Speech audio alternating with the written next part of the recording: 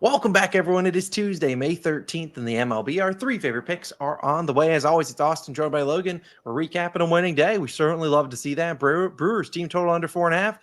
Yeah, they put up 0. They didn't score a single run. We love a sweat-free winner. We have Peterson's under and earned runs, parlayed with Kikuchi walk. Pretty easy winner there. Giants first 5 team total over 1.5. Only could get us 1. Did have a chance first and third with 1 out. We couldn't get that run. That ended up being the difference. But Logan and I are not going to complain about 2 in 1 day. The goal today, string together another winning day, and let's hopefully do that. Now it is Dinger Tuesday, and as we always do for Dinger Tuesdays, we're doing a giveaway. Here's what you got to do. Number 1, you got to go down below. You got to comment. First, you got to be subscribed. Number 2, you just comment below your favorite person hit a home run. And if your person hits a home run, we will give away $25 to one random person that is correct. So we'll give away that tomorrow morning. So make sure you tap into tomorrow morning's video. Good luck. I'll talk about my favorite Dinger Tuesday play at the end of my first pick, which will then get to Logan's, and then he'll get to his first pick. But let's dive into things. My first pick of the day is going to be an under and earned runs. We cashed with David Peterson yesterday. So up to cash with this guy today. It's Andrew Abbott, under 2.5 earned runs. Now, it is minus 145 on DraftKings. A little bit more juice than I want to lay on this one, but I think this should be closer to what Peterson was yesterday, minus 175-ish. So I'll take it here. If you're looking for a parlay leg, I do like the Reds in the first 5 here. They're facing Jonathan Cannon, who has a 3.5 earned runs line. I was going to back the Reds' first 5 run line, but at the end of the day, I'd rather back this. I just think if they're going to win the first 5, well, Abbott probably has to pitch well, because every time I fade Jonathan Cannon, he gives up 6 million base runners, and they just somehow don't come home. But let's hope that's the case for Mr. Abbott. He can give us many base runners as he wants. Let's hope he can get out of those timely jams, which is something he's been doing all season long. Let's talk about Abbott, though. On the season, he's been really good. A 2.25 ERA and a 1.17 whip.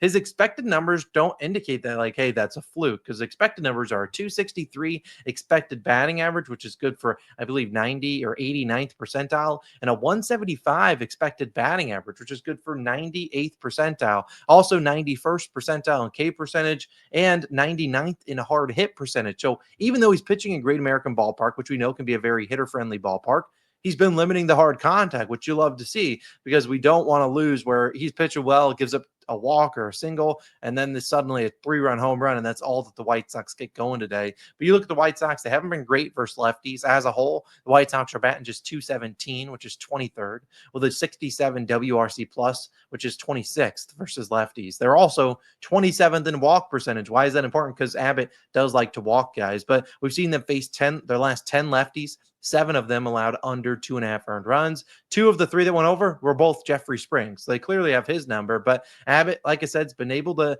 get out of jams. He's allowed 1 or fewer earned runs in 4 of 5 starts. His only bad start was out in Coors. So, hey, we'll cut him a break there. Hasn't given up an earned run in his 2 starts this month.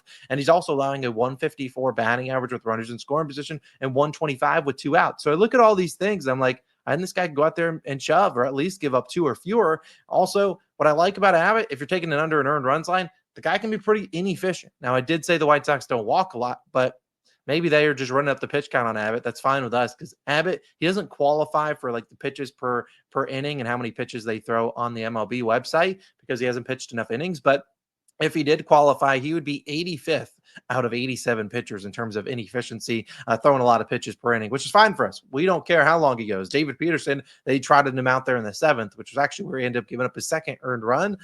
We don't need them to throw at Abbott. If Abbott is in the 7th inning, he's probably got a no-hitter, or he's absolutely destroying this team. So I really like his under and earned runs as my first play of the day. I think it's a great play. Andrew Abbott, hold things down in Great American Ballpark. We need a good start from you for our Reds team total and over and wins. They need a big series here against the White Sox. They need to win these ones. I really like Andrew Abbott's under and earned runs. But Logan, I'm throwing it to you. Let's talk about Dinger Tuesday, and then we'll get into our favorite plays. My favorite Dinger Tuesday play was between 2 guys, Kerry Carpenter and Mookie Betts. Couldn't decide on either of them, but those would be the 2 fellas I would roll with. Logan, I'll let you talk about your favorite Dinger Tuesday plays. What was your favorite play?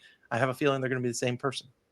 Yeah, it is. It's going to coincide. My Dinger Tuesday play would be Gunnar Henderson of the Orioles. So if I like him to hit a home run, I got to take his bases, right? I do love Gunnar Henderson over 1.5 total bases, plus 125 odds on Bet365. Definitely line shop for this one, because I was looking at I think FanDuel this morning. They just had this one like maybe even odds. So again, when we're taking a guy for bases, they can get it done a multitude of ways. If Gunnar Henderson does cash this in a home run, I will be going crazy because I probably will sprinkle a little bit on his home run today. I really do like his matchup today. He faces Simeon Woods Richardson of the Twins today. I think it's a great matchup. We'll talk about why. He's had a hit in 2 of his last 3 games against the Twins in Minnesota. He did miss his bases line in those games, though. He was just getting some singles. That won't cut it today. We do need the extra base hits or 2 singles. He can do it however he really wants. But Henderson is crushing righties this month, hitting 357 in May. He's batting 452 at home versus righties as well. 14 hits, 5 doubles, 1 triple, 2 home runs. He's getting those extra base hits at home, which is really what we need to see. Because, again, it's hard to cash your bases line with 2 hits. I have a feeling more often than not when I do take a guy for bases, they normally start with a single and then I'm praying for another hit. Sometimes they come through for us in that manner, though. Simeon Woods Richardson is one of those pitchers that, again, when he's on the road, I'm perfectly comfortable fading him. He's allowing a 5.3 ERA on the road this season and a 3.06 batting average to lefties. So this is the perfect scenario for a guy like Gunnar Henderson. You want to target a guy who's playing at home, and you want to target a lefty. And Gunnar Henderson meets both that criteria today. Lefties are batting 361 versus Simeon Woods Richardson on the road this season specifically. So almost 400. I mean, you understand why I'm really loving a lefty in this matchup. Woods Richardson also 3rd percentile in barrel percentage, 20th percentile on hard hit percentage. He's getting hit hard for sure. And when you're getting hit hard, that leads to extra base hits. And Gunnar Henderson is a very good hitter at getting those hard contact hits. 95th percentile on hard hit percentage, 98th percentile in average exit velo as well. You're either lucky or not. Sometimes you can have a lot of hard hit extra base, or you can have a lot of hard hit balls, and they don't drop for hits. But when they do drop for hits, more often than not, it is for extra bases. So the Gunnar Henderson, perfect guy to target right now because he is seeing the ball well. He's over this line in 2 of his last 3 games, including a home run in 2 of his last 3 games. He's over in 4 of his last 6 games at home with at least 1 hit in all 6 as well. The hit rate is there. He is getting home runs. I would love a home run to cash this play today, but I do see him getting 2+ bases against Simeon Woods Richardson and the Twins today. Love that as my favorite pick. But Austin, you got another one. Where are you going? Yeah, I'm going to wrap up the video with another player prop. No game picks officially today, although, our player props have a pretty clear indicator who we think would win in those games. I'm actually going to the Astros game where I'm rocking my Jose Altuve jersey, but I'm not backing him. I'm actually backing the pitcher on the mound for the Stros. That's Framber Valdez. You'll see this is a 2-leg SGP. This is Framber Valdez under 2.5 earned runs, parlayed with his over 17.5 outs. It's +139 on Caesars, +130 on DraftKings. Unfortunately, Bet365 does not allow you to parlay the outs prop. Both of his individual lines are a little bit too juiced for me to take by themselves. So I parlayed them together. And I might have to do this more often because these are heavily correlated. If he's going under 2.5 earned runs, probably more than likely a good chance that he's also going over his outs line. That's kind of been the case so far this season. At +139, I'll take a chance on this for a 1-unit play. Now, Framber, when I ever back him, it's always going to be at home, which is where he finds himself today. And the Astros are in a situation where they probably need some length out of Framber Valdez. Obviously, if he gets tagged, they're not going to get much length. But Mr. Gusto yesterday gave him a big 2 1/3. So they had to use a lot of that bullpen in there. And they will leave Framber out there to try to go 6. Unless he's really struggling, which in that case, we probably would have already lost this bet. They'll leave him out there. And we've seen Framber so far this season with a 3.94 ERA and a 1.919 whip. His last 3 seasons, he's been better at home. Like I said, his ERA drops, batting average allowed drops. And this season, he's made 7 starts. Out of the 7, he has gone over the outs line in 4 of 7 and under his earned runs line in 4 of 7.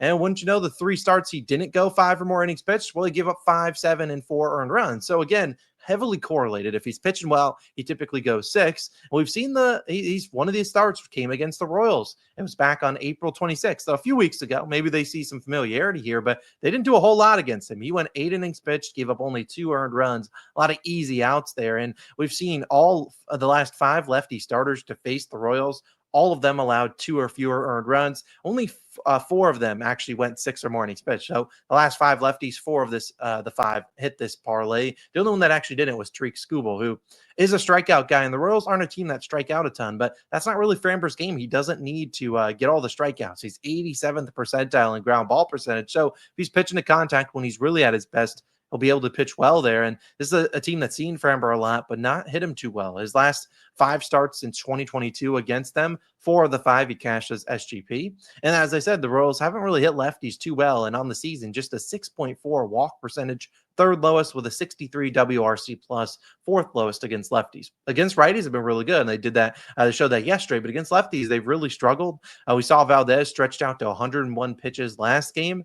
So he's got a long leash here. Hopefully he can just go 6 and we don't have to sweat into the 7th. But if he wants to go 7, go for it. I really think he will pitch well today, under 2.5 earned runs and over 17.5 outs. If you want some batter splits versus Valdez, this is actually the lineup I expect to see versus him. Jonathan India's 0 for 2. Has 2 walks, whatever. Bobby Witt Jr., 2 for 16. Salvador Perez, 1 for 10. Mark Canha, 5 of 22. Michael Garcia, 1 for 12. Vinny, 1 for 3. Renfroe, 4 for 27. Fermin, 0 for 5. And Waters, 0 for 5. There's a chance he sees that exact same lineup, and there's really not a single guy in there that has a batting average above 200 really against him. Maybe Vinny, 1 for 3. And Canha, 5 of 22. But again, all these guys have really struggled against him. All these reasons alone, I think Framber can go out there and pitch well. At plus 139, I will happily take a chance on this. Is under 2.5 earned runs, parlayed with his over 17.5 outs.